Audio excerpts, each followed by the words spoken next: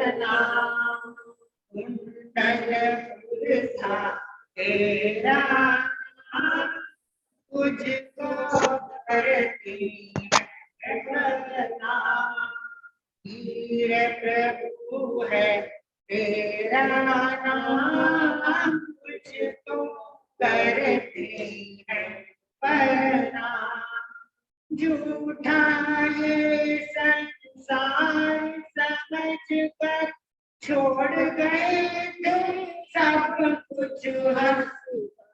झूठा है संसार समझ कर छोड़ गए थे सब कुछ हंस कर। गए गुल का रोशन नाम तुझको करते परिणाम। कर गए गुल का रोशन नाम तुझको करते प्रभु है तेरा नाम तुझको करते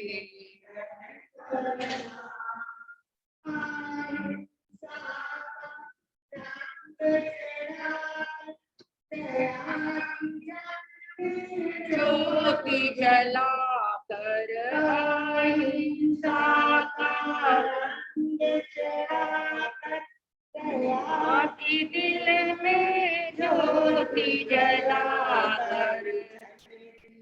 करके काम तमाम वो करते हैं परिणाम। जल दिए करके काम तमाम वो करते हैं परिणाम।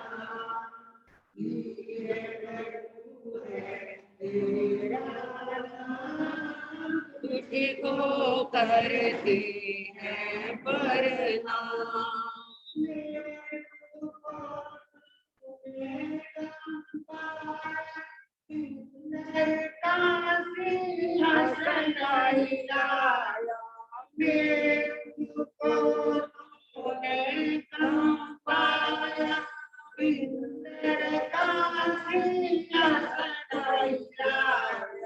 शंका की बिना काम तुझको करते हैं प्रणाम।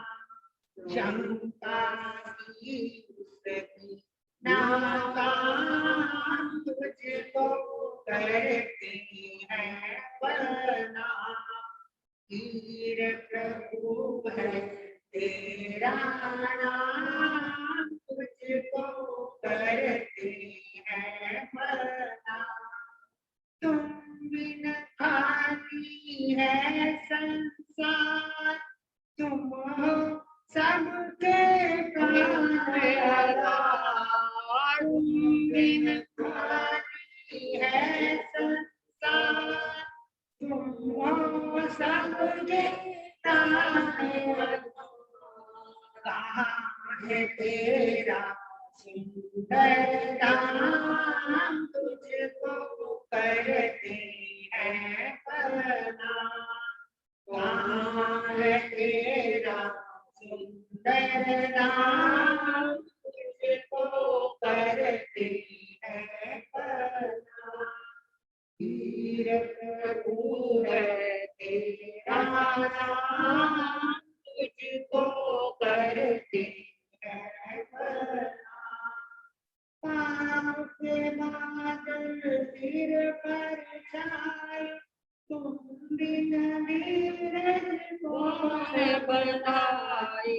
पाप के बादल सिर पर छाए, तुम बिन नीरज कौन बनाए। होगा अंजाम तुझको करते हैं नाजर क्या होगा अंजाम तुझको करते हैं प्रभु है तेरा नाम तुझको करते हैं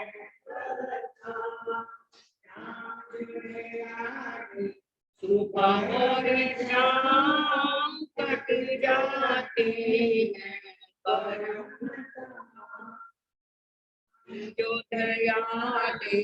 सुबह और शाम कट जाते हैं कर्म। ऐसा ही नदी की डाक जिसमें सब बह जाया करते हैं।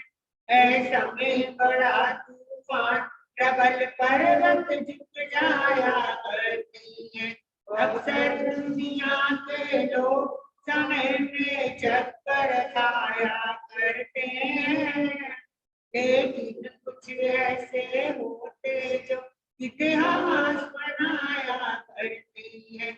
इतिहास बनाया करते हैं। दुनिया के चराचर जीवों पर कर्म होने जाल बिछाया है।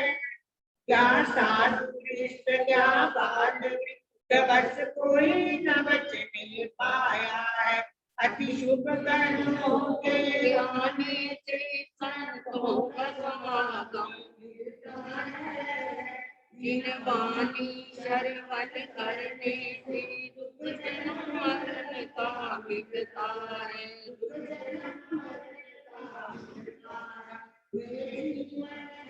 अनमोल इसे जो व्यर्थ कमाया करते हैं। भुला करके पीछे पछताया करते हैं। जो धर्म निभाते हैं अपना सच्चा सुख पाया करते हैं। सच्चे अर्थों में जीवन को सफल बनाया करते हैं। वो सफल बनाया करते हैं।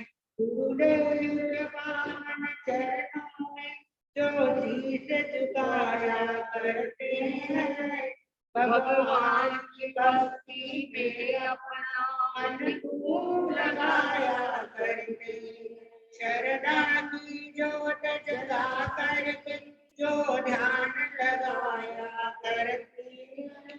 नर से नारायण हो करके इतिहास बनाया करते हैं, इतिहास बनाया करते हैं। अब हम बेटा ज्ञान के पंडिता राग द्वेष विजेता श्रवण महावीर के चरणों में कोटि वंदन, पुण्य जी महाराज के चरणों में मुद्रा नमस्कार करती हुई श्रद्धाशील माताओं, भाइयों एवं बहनों, आप सब में विराजित शुद्ध एंड शुभ आत्मदेव को मेरा नमन स्वीकार हो। बहुत दिनों से आपके समक्ष संकित की यात्रा चल रही है और हम सब उस गाड़ी में बैठे हुए हैं संकित वाली, और मिथ्यार्थ से संकित की तरफ बढ़ रहे हैं।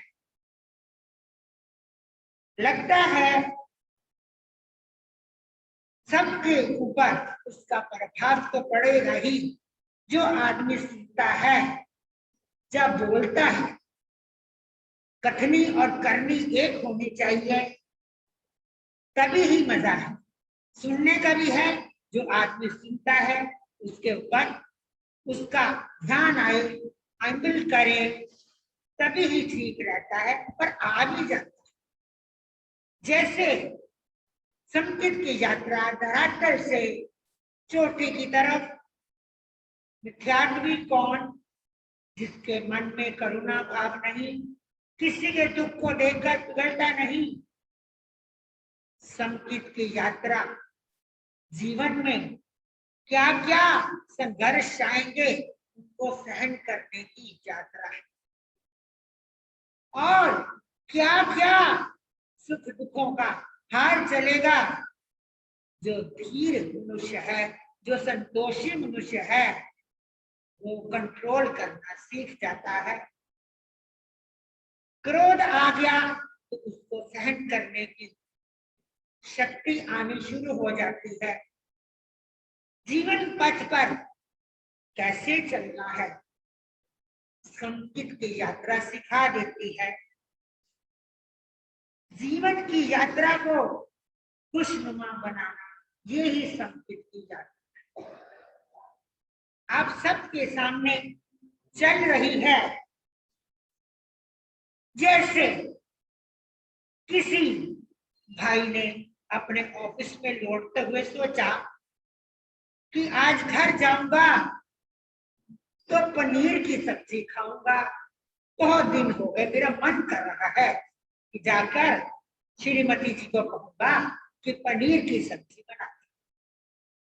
ऐसे विचार दिमाग में चल रहे हैं। घर पहुंचा और कहने लगा, पनीर बहुत अच्छा होता है, कैल्शियम की कमी को दूर करता है, हड्डियों को मजबूत करता है। ऐसी ऐसी बातें जब उसने घरवाली के सामने कही तो मतलब तो वो समझ ही गई कि आज पनीर की सब्जी खाने का मन है। जैसे ही उसने उनकी बातें सुनी, झट से बोली, आज तो दूध भी घर में नहीं है, पनीर किसका बनेगा, और बाजार में दुकान बंद हो गई होगी, ताजा पनीर मिलेगा नहीं। चलो, तो कोई कहता तो ये भी कह सकता था, ठीक है तूने ये कह दिया, कम से कम मेरे को पूछ सकते थी फोन करके कि शाम को क्या खाओगे। ऐसा भी वो कह सकता है, आदमी कह सकता है। तेरे को तो कोई मतलब नहीं, सारा दिन दिमाग में खप के आओ, मथा मारो कस्टमर से, तो तू ये भी नहीं सोचती कि क्या खाओगे मैं बना दूंगी। वो कैसे भी कह सकता था, पर नहीं कहा। क्या कहा, कोई बात नहीं, नहीं है तो क्या कर सकते हैं। पनीर जो है ना, ये मोटापा बढ़ाता है, पनीर से कोलेस्ट्रॉल बढ़ जाता है, हार्ट की प्रॉब्लम शुरू हो जाती है। घरवाली कहने लगी, मेरे को तो ये नहीं समझ आता कि पहले तो आप इतनी गुणगान कर रहे थे पनीर के, और अब जो है उसकी बुराइयां कर रहे हो, क्या बात है। कहते, कौन सी बात सही है, पहले वाली सही है कि बाद वाली सही है। वो कहता कि अगर तू पनीर की सब्जी बना लेती अच्छी तरह से, मैं खा लेता, तो पहली वाली बात सही है। अगर घर में नहीं है कुछ और नहीं बना पाई, पहले तो आपने गुणगान गाए, पहले खाना बनानी शुरू करती, बाद में बना लेती, तो पहले वाली सही है, नहीं बनाई तो दूसरी वाली सही। तो ऐसे घर में शांति लाने के लिए आदमी को कुछ करना पड़ता है, नहीं तो बोलने में क्या जाता है किसी का, अपनी भी जो है जो जिंदगी है खराब करता है, दूसरे की भी खराब करता है। अगर वो इसका जवाब उल्टा दे देता, इसको समझ नहीं आती तो कुछ कर नहीं सकती थी, तो घर में क्लेश बढ़ता और उसका भी दिमाग खराब होता, और जो जमान बनता वो भी, उसमें सारी वाइब्रेशन कैसी जाती, क्रोध की, गुस्से की। जब वो खाता तो उसको और क्रोध आता। तो परिवार में शांति लाने के लिए आदमी को कोई ना कोई तरकीब ढूंढ लेनी चाहिए। अब उसको आगे से ये भी हो गया कि कल से अगर कोई ऐसी बात हो, कल से पूछ लिया कभी, फोन कर लिया कभी और पूछ लूंगी आप क्या खाओगे, वही बना। तो ऐसे घर में शांति लाने के लिए, क्रोध को खत्म करने के लिए आदमी जो है प्रयास करे, तो उसका अपना दिमाग भी ठंडा रहेगा और घरवाली का भी, परिवार का भी सारा दिमाग ठंडा रहेगा। ऐसी ये बातें, ये संकेत की यात्रा है। हम अपने आप को टटोले, हम अपने आप को देखें, हम कितने उस पर चल रहे। तो बातें सबके घर में होती है। ये इसलिए है कि जब आप सुनने आ ही गए तो जो घरेलू बातें हैं वो आपको संकेत की तरफ लेकर जाएंगी, मोक्ष मार्ग की तरफ लेकर जाएंगी। जब आपका दिल और दिमाग, दिल बड़ा होगा, दिमाग ठंडा रहेगा और वाणी आपकी मधुर रहेगी, भाषा खराब नहीं होगी, भाषा कर्कश नहीं होगी, भाषा ठीक होगी। तभी ऐसे ही एक और उदाहरण आपको देती हूँ, आपके साथ ये बीतती है, ये बीती हुई बातें हैं, कोई ऐसी वैसी बातें नहीं है। जैसे एक बहन ने अपने घर वाले के जन्मदिन के उपलक्ष्य में एक परफ्यूम खरीदा, उसको तो पूछा नहीं, अंदर से खुश, उनको दिखाऊंगी, खुश होंगे, करें। जिस दिन सुबह का जन्मदिन था, वो अपनी फाइल फूल देख रहे थे, इस दिमाग में टेंशन थी, उस सीए को भी बुलाना था, तो ऐसे देख रहे थे। वो हैप्पी बर्थडे बोला, वो फाइलों में देखता रहा और क्या कहा, हैप्पी बर्थडे, छुट्टी मार। उसने कहा देखो मैं आपके लिए परफ्यूम की शीशी लाई हूं। कोई बात नहीं, रख दो, अभी मैं थोड़ा काम कर रहा हूँ, ऐसे कहा और वो उस काम में लग गया। किसी वो दिमाग में सोचती, देखो मैं इतनी बढ़िया परफ्यूम की शीशी लाई, इतनी बढ़िया खुशबू वाली, और एक बार भी हंस के मेरी तरफ देख के कहा बहुत अच्छी है, चलो कोई बात नहीं। मन में विचार तो चल ही रहे थे इसके। जैसे नाश्ता वास्ता तैयार करा और दे दिया, उन्हें खा लिया, पर भाई के दिमाग में टेंशन थी, अपने फाइलों की कुछ होगा, ऑफिस वर्क कुछ ऐसा। और जैसे वो जाने लगा ऑफिस, उसने क्या करा, उस परफ्यूम को उसके ऊपर छिड़क दिया। अब खुशबू तो आई, तो उसने कहा अच्छी है ना, देखो मैंने कितनी अच्छी लाई शीशी। उसने कह दिया कोई खास बात नहीं, और इतना बात कह के वो ऑफिस चला गया। तो उसके दिमाग में कीड़ा लगा, किस बात का, कोई खास बात। और वो सोचती रही, अपने दिमाग में चलाती रही, क्या करूं, ये बात तो कह के खास नहीं, और मैं जितनी मेहनत से लाई, इतनी महंगी लाई, शायद इनको पसंद भी नहीं आई। इतने में थोड़ी देर के बाद बहन का फोन आ गया। अब सारी बात अपनी बहन, और बहन ने आग में घी डाल दिया। ओहो, ऐसा मेरा घर वाला, आज उसका जन्मदिन, ये तो कहा नहीं बहुत अच्छी चीज लाई, ये करा वो करा। अब देखो ना आजकल की बहुओं भी ऐसी है, अब एक एक बात अपन उसको करती, तो घर में निपटा लो ना, दूसरों को बीच में क्यों डालते हो? अपने दिमाग को समझा लो, सारा काम ठीक कर लो। ये तो इतनी बात नहीं, क्योंकि वो स्थानक गुरु महाराजों के दर्शन प्रवचनों में तो जाती नहीं थी। ये थोड़ा बहुत उसको थोड़ी समझ आ जाए कि घर में शांति कैसे रखेगी।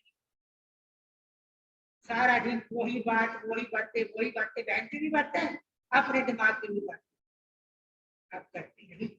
शाम को पतिदेव घर आए और क्या कहा, काम तो उसका हो गया था, चलो बाहर खाना खाने चलते हैं जन्म। अच्छा, मैं क्यों नहीं जाती? सुबह सुबह तो मेरा दिमाग खराब करके आपने तो ये कह दिया, कोई खास बात नहीं, मैं तो कोई नहीं जाऊंगा, ना मैंने कुछ बनाया कर, जाओ आप अकेले चले जाओ, जाके खाओ, आपका जन्मदिन मनाओ। और ये कह देती तो कोई बात नहीं, मैं चलती हूँ। आप सुबह ऐसे आपने कहा तो था, मेरे से आप नाराज हो गए। अगर वो अपने दिमाग से ऐसी बात कह देती, शांति घर में हो जाती और वो भी ठीक हो जाता, वो भी ठीक हो जाती। बच्चे क्या देखते हैं, अब जब माता पिता लड़ते हैं ना बच्चों के ऊपर, वही करते। आप हमेशा ऐसा करें कि कोई भी बात हो बच्चों को शो भी ना करें, कल को बच्चे बड़े होंगे फिर वो भी ऐसी बातें करें। तो घर में शांति लाने के लिए, अपना जीवन खुशी नुमा बनाने के लिए आपको थोड़ा सहन करने की होनी चाहिए आदत। जब मौका लगे तब बात कह लो, कोई बात नहीं। पर जब एक को गुस्सा आ रहा हो तो दूसरा उसमें ऐसी बातें करते तो वो अच्छी बात नहीं होती। वो अपना भी दिमाग खराब करता है तो दूसरे का भी दिमाग खराब करता है। इसलिए संगीत की यात्रा है, दिल को बड़ा रखो, दिमाग को ठंडा रखो, वाणी अपनी मधुर, ये सूत्र है संगीत की यात्रा की तरफ चलने के, और तभी आप मोक्ष मार्ग की तरफ चल पाओगे। सुनो सुनो मैं दुनिया वालों, भाग्य चक्र की सुनो सुनो मैं दुनिया वालों, भाग्य चक्र की पुण्यवान जहाँ भी जाता है वहीं पहुंच जाती पुण्यवानी। दुनिया वालों, भाग्य चक्र की सुनो सुनो मैं दुनिया वालों, भाग्य चक्र की कहानी तो चल ही रही है, कौन सी? सुख दुख का। सबके जीवन में सुख भी आता है, दुख भी आता है। किसी का बचपन में आ जाता है, किसी का जवानी में आ जाता है, किसी का बुढ़ापे में भी आ जाता है। ये दशाएं तो चलती ही रहती हैं। तो इसलिए धन दत्त के ऊपर भी संघर्षों का और दुखों का भाव टूट रहा है। जो चोर चोरी करने आए थे वो उसको अपने साथ ले गए, साथ ले जाकर उन्होंने बंजारों को बेच दिया। बंजारे अपना काम करवाते और वो भाग्य को सोचता और उस गाथा को याद करता कि इस गाथा में क्या लिखा था कि भाग्य में जिसके जो लिखा होता है उसको कोई मिटा नहीं सकता। और धैर्य पुरुष, संतोषी पुरुष संकट में उतर आता है। मेरे ऊपर संकट आया है, हो सकता मेरे कर्म में ऐसा लिखा हो, पर मैं भी घबराने वाला नहीं। मेरे माता पिता के इतने अच्छे संस्कार मेरे को दिए हुए हैं, ऐसे में बड़ा हुआ। कोई होगी पिताजी से भी बात जो उन्होंने मेरे को घर से निकाल दिया। मैं पानी मांगता था, दूध पीता था और मैं इकलौता पुत्र, बड़े ही दिनों के बाद मेरा जन्म हुआ। पता नहीं चलो और क्या करा, बंजारों ने जब बहुत दिन हो गया अपना काम करवा लिया तो वहां पर इंसान के खून से कपड़े रंगने का कोई काम करते। बंजारों ने सोचा हमें मुंह मांगा पैसा मिलेगा, इसको उन भाइयों के बेच देते। ये हर्ष पुष्ट तो है ही, अच्छे घराने का है। कोई थोड़ा सा हर्ष पुष्ट हो, सुंदर हो, लाल हो गाल, तो कहते हैं ये तो बड़े अच्छे घर का।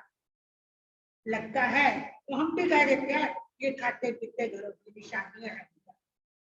तो ऐसे उन्होंने क्या सोचा कि हम इसको धान को बेच देते हैं उन भाइयों के पास जिन्होंने खून से, मनुष्य के खून से कपड़े, वो नसों में से खून निकालते हैं और उसके बाद लेप कर देते थे और मुंह मांगा पैसा देते, बेच दिया।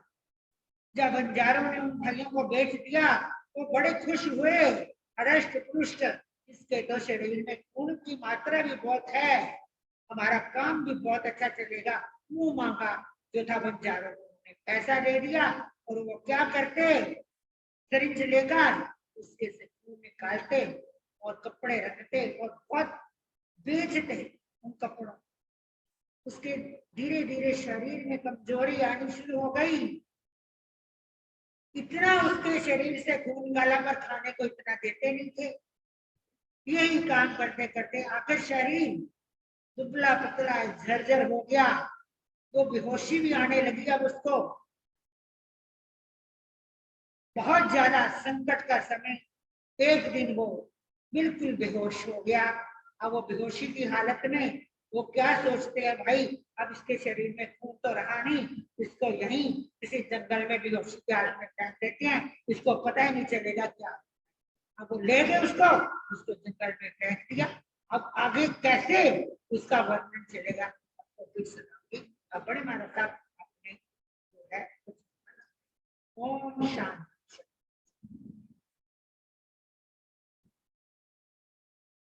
हरिहंतों को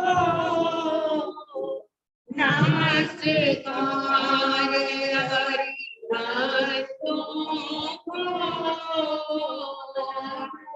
नमस्कार, सब सीतों को नमस्कार, सब सीतों को नमस्कार, आचार्यों को नमस्कार, आचार्यों को नमस्कार, अज्ञानियों को नमस्कार, उपाध्यायों को नमस्कार।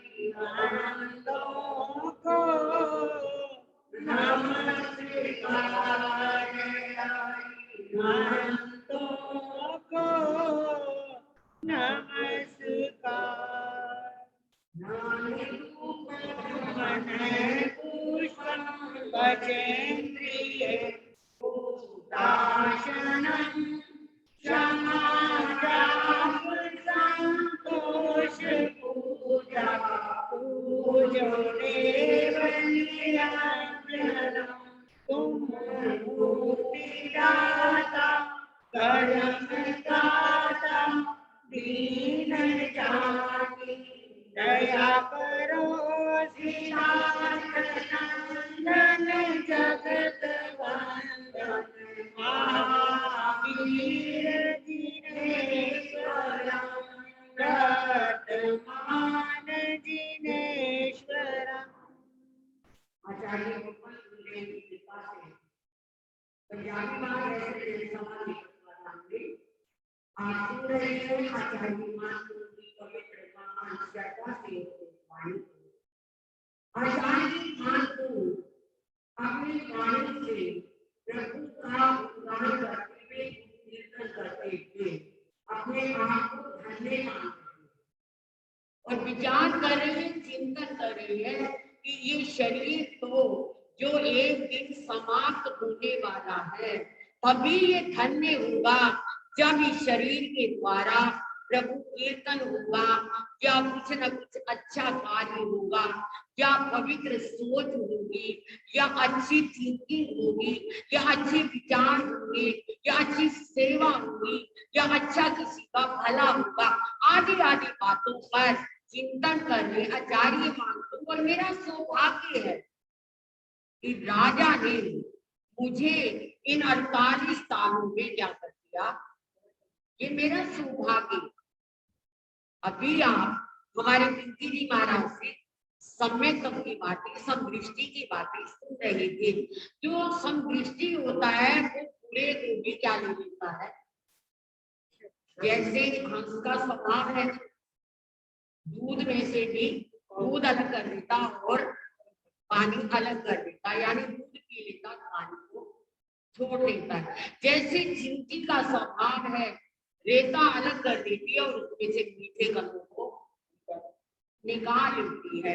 ऐसे समदृष्टि भी अच्छाई को स्वीकार करता है, अच्छे गुणों को स्वीकार करता है और कहता है कि आज मुझे ये अवसर ना मिला, आज मुझे ये मौका ना मिला होता तो प्रभु में एकांत में आपकी भक्ति कैसे करना। जीवन तो पल पल में कहा, घटती घटती घट जाए तेरी ये उमरिया, घटती घटती घट जाए तेरी ये उमरिया, प्यार करती तुमने हो जाए कांवरिया, घटती घटती घट जाए तेरी ये उमरिया। उम्र घट रही है, पानी केरा खुदा मत मानस की जात, देखत ही छिप जाएंगे दो तारा अर्थात ये पानी का बिलकुला शरीर, और इसमें अगर किया जाए अच्छा तो एक मन को शांति मिलती। अपने लिए हम कुछ भी करते नहीं, हमें पता हमें करना, मगर किसी के लिए हम थोड़ा भी करते हैं तो हमारे वो क्या आती है, खुशी आती है कि वो आज मुझसे क्या हो गया, एक भला काम हो गया, आज मुझसे एक क्या हो गया, अच्छा काम हो गया, आज मैंने अपने जीवन को सार्थक कर लिया, आज मेरा जीवन धन्य हो गया। आज क्या है, जब व्यक्ति अच्छा काम करके और खुशी से हो जाता है तो उसमें अनंत कष्टों की निद्रा, और बुरा काम करके खुशी मनाता है तो अनंत कष्टों का बंद हो जाता है। अच्छाई करने से दिल में तसल्ली आती है, आनंद आता है, खुशी आती है, प्रसन्नता से मन झूमता है कि आज ये बात हो गई, आज किसी को प्यासे को मैंने क्या कर दिया, पानी पिला दिया।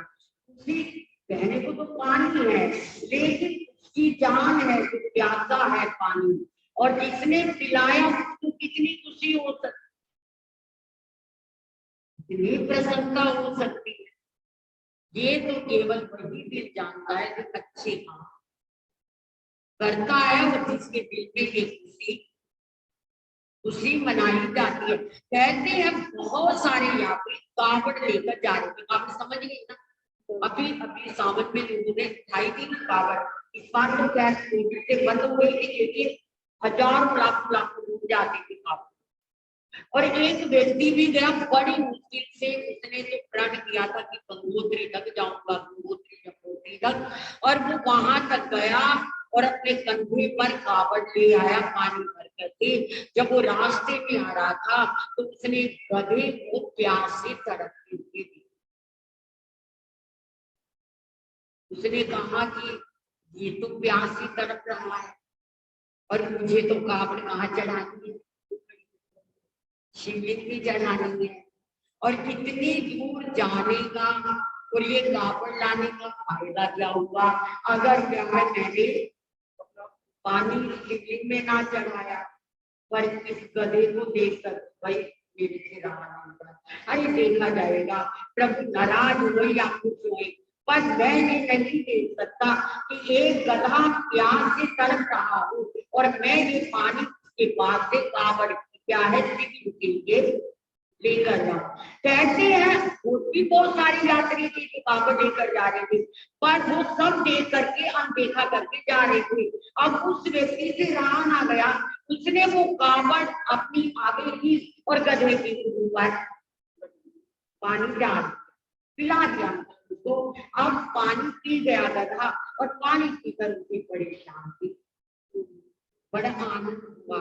अब साथ वाले साथी कहते हैं ना इतनी दूर गया गंगोत्री और वहां से पानी का ये कावड़ भरकर लेकर आया। उस शिवलिंग के पास है वहां ना चढ़ा कर तुम्हें और वो भी गधे को पानी पिला दिया। अब वो यात्री कहता भाई मेरा शिवलिंग ये गधा मुझे इतनी तृप्ति मिल गई इतनी शांति मिल गई है कि मुझे लगा कि शायद मैं अगर अपनी कावड़ का जल शिवलिंग पे चढ़ाता लाइन में लगकर ये आनंद मुझे मिलता या ना मिलता पर जो आनंद मुझे गधे को पानी पिलाकर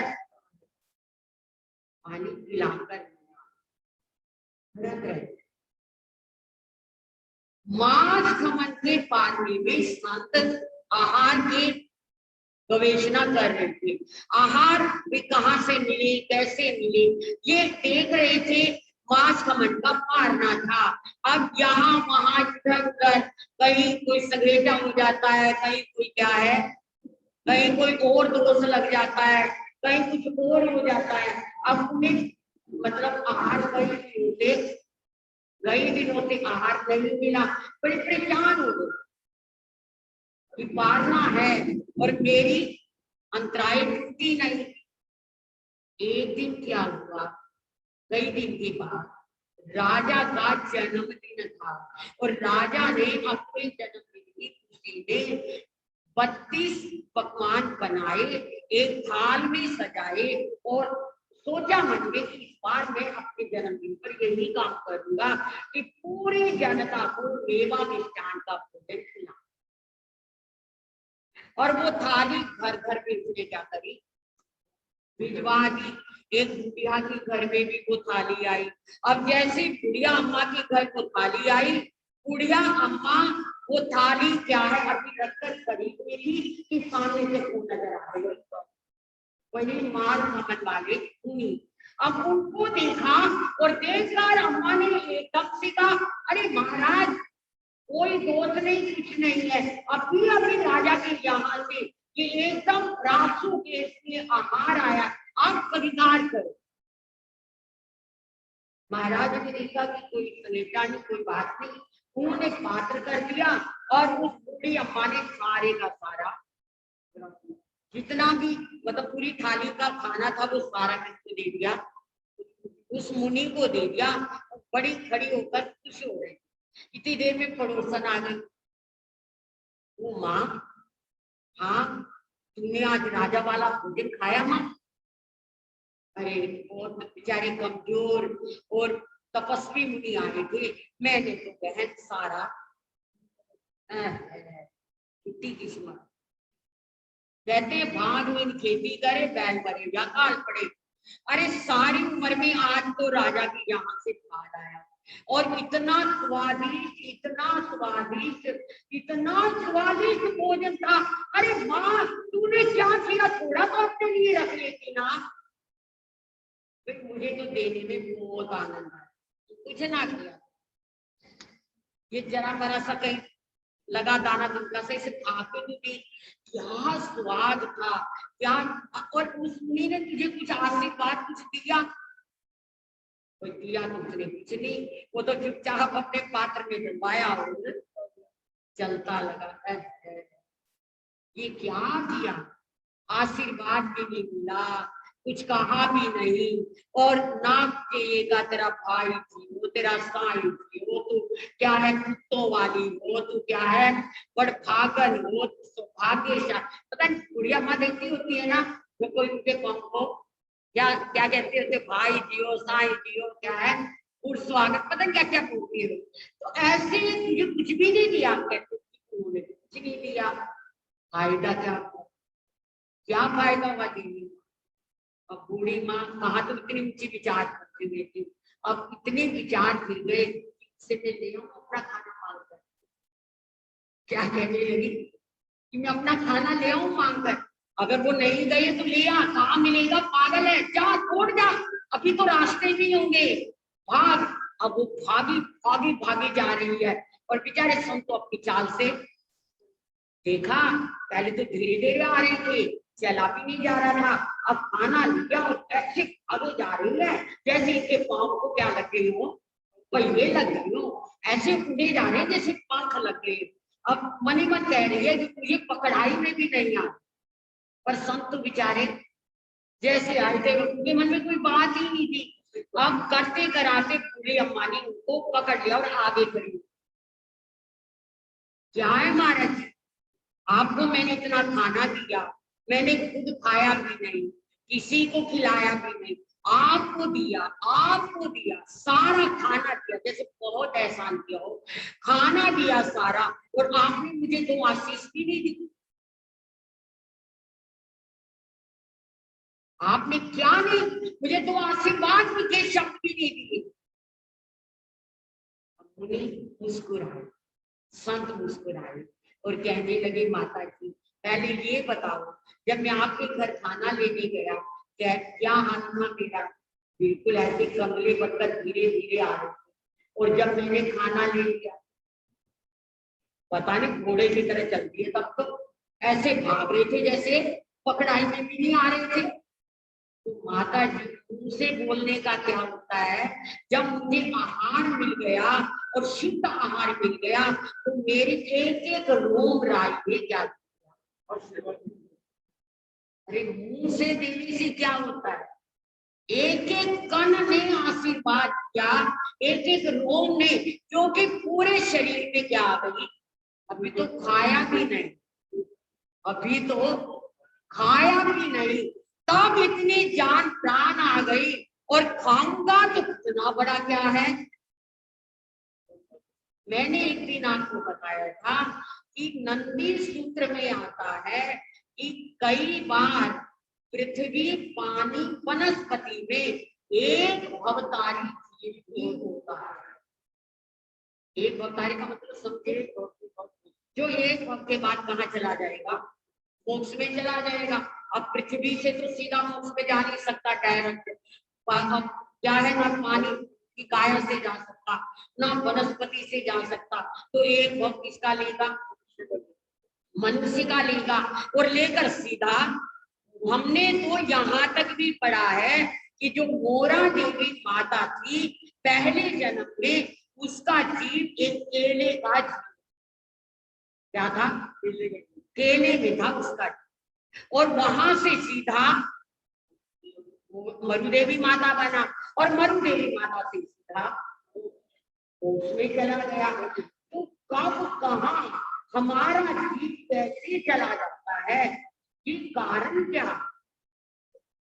आपने कभी सोचा कि इतनी करनी करी एक अवतारी, और ऐसी करनी करी कि कहाँ चला गया, मोक्ष में तो गया, कहा केवल केवल एक इंद्रिय, पृथ्वी पानी वनस्पति तो क्या है, एक इंद्रिय जीव है, एक इंद्रिय में गया, और एक इंद्रिय से एक भोग करके सीधा, ऐसा क्यों, ऐसा क्यों, चिंतन चला, आचार्यों की कृपा से जाना कि गति का बंध पहले बंध,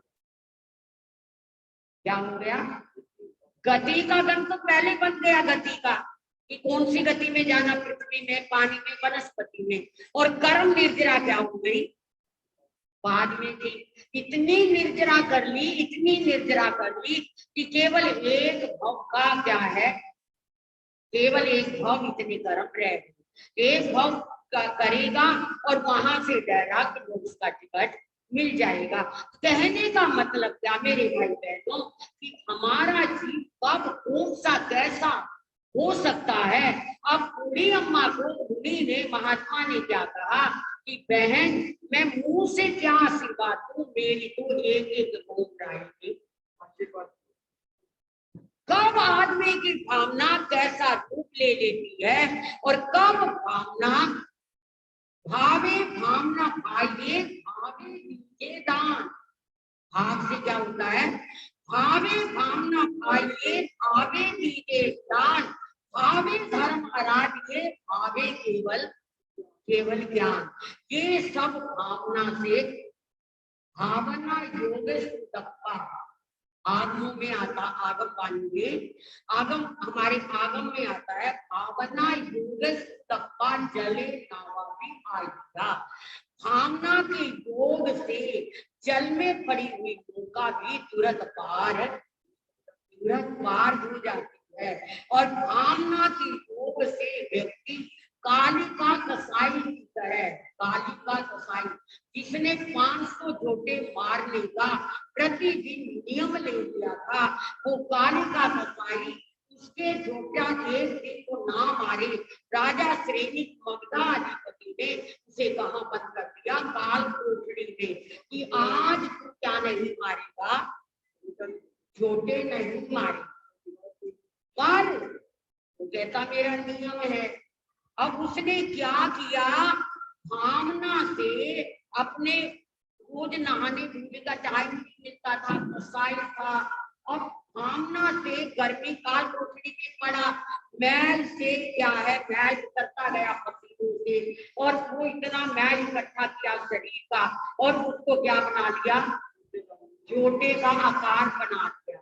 और बना करके क्या है, उसी को बनाता हाथ की तलवार से उसे काटता और एक तरफ ऐसे कर करके उसने क्या कर दिए, 500 झूठे भावना से मार। भावना, मैंने अहिंसा के ऊपर पीएचडी, मैंने अहिंसा के ऊपर, अब अहिंसा पर जब मैंने पीएचडी की तो उसमें एक कथानक आया, एक कहानी आई, राजा यशोधर की कहानी थी। कहते हैं कि राजा यशोधर की जो माँ थी वो बहुत धार्मिक थी, बहुत धार्मिक थी। एक दिन राजा यशोधर को एक गलत सपना दिखाई दिया, बुरा। उसने पंडितों को बुलाया और बुलाकर कहा कि पंडित जी मुझे ये सपना दिखाई दिया है, लेकिन बहुत बुरा सपना है, क्या करूं। कहते कि सपने का अगर तुमने फल हटाना है, इस सपने का फल मिटाना है, तो तुम ऐसे करो, एक मुर्गे की बलि दो। किसने कहा, पंडितों ने कहा। उन दिनों बलि का जमाना था और लोग क्या करते थे, छोटी छोटी बातों पर क्या कराते थे, बलि कर देते। राजा यशोधर ने अपनी माँ से कहा कि माँ पूरा सपना दिखाई दिया है, और पंडित कहते हैं कि मुर्गे की क्या दे दो, अगर अपने सपन का फल हटाना है तो माँ मैं क्या करूं, मुर्गे की बलि दे दूं। माँ कहती नहीं, बहुत बड़ा पाप होता है बेटा, बलि नहीं देगी। फिर राजा पंडित को बुलाकर पूछने लगा कि भाई मेरी माँ मना करती है कि जीते मुर्गे की बलि, तो ऐसे करो एक आटे का मुर्गा बना, किसी कलाकार से इसका मुर्गा बना लो, आटे का, और आटे का मुर्गा बनाकर उसमें क्या डाल दो, चाशनी, लाल चाशनी बनाकर कर दो, और क्या उसका उसकी बलि दे दो। आपका सपन का फल भी खत्म हो जाएगा और आपका मुर्गा भी। उसने माँ से कहा, माँ कहती है चलो अगर तुम्हें पूरा सपना आया, उसका फल मिटाना है, भाई मैं जीते मुर्गे को तुम्हें बलिदान दे दूंगी, हाँ अगर तुमने आटे का मुर्गे की देनी है तो दे दे। तो कहते हैं कि उसने आटे के मुर्गे की बलि दी, जो मैंने पढ़ा, जिसमें मैंने रिसर्च वर्क किया कि उसने आटे के मुर्गे की बलि दी, और उस बलि क्योंकि दी तो उसने जीता मुर्गा समझकर और बड़ी खुशी मनाकर, और मुर्गे का बहु आकार बनाकर। उसका परिणाम ये निकला कि 9 जन्मों तक राजा यशोधर को क्या करना पड़ा, उसका परिणाम भोगना पड़ा। कभी किसी योनि में, कभी किसी गति में, कभी कहीं जाकर। मन से की गई हिंसा, भावों से की गई हिंसा या भावों से किए गए सद्विचार जीवन को ऊंचा उठा देते हैं, और भाव गिरने से किए गए विचार क्या